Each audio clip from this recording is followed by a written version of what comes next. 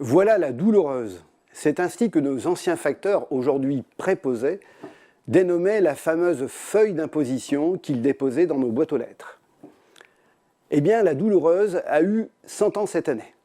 C'est en effet le 7 juillet 1914 que le Parlement français a adopté la création de l'impôt sur le revenu, une disposition proposée par Joseph Caillaux, ministre des Finances de Georges Clemenceau, celui que les Français allaient bientôt surnommer le Tigre.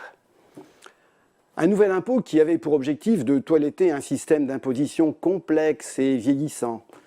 Un nouvel impôt qui devait aussi servir à assurer le réarmement d'une France qui s'apprêtait à entrer en guerre contre l'Allemagne. Nous sommes en 1914. La création de l'impôt sur le revenu provoqua la grogne d'une large majorité de Français qui lui trouvaient un caractère inquisitorial, le contribuable étant obligé de se mettre à nu au travers de sa déclaration d'impôt. Incroyable à cette époque-là. Pour calmer les esprits, on inventa la déclaration volontaire des revenus. Habile, non.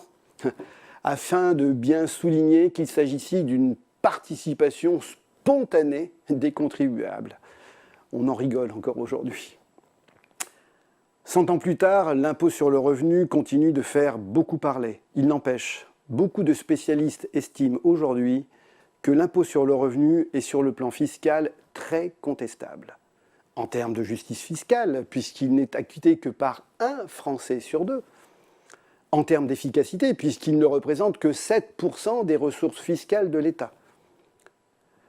Et certains vont même jusqu'à dire que l'impôt sur le revenu, c'est juste un paravent, l'arbre qui cache la forêt, et qu'en réalité, il permettrait de faire fructifier beaucoup d'autres impôts, beaucoup plus discrets, beaucoup plus rémunérateurs, comme la TVA ou la CSG.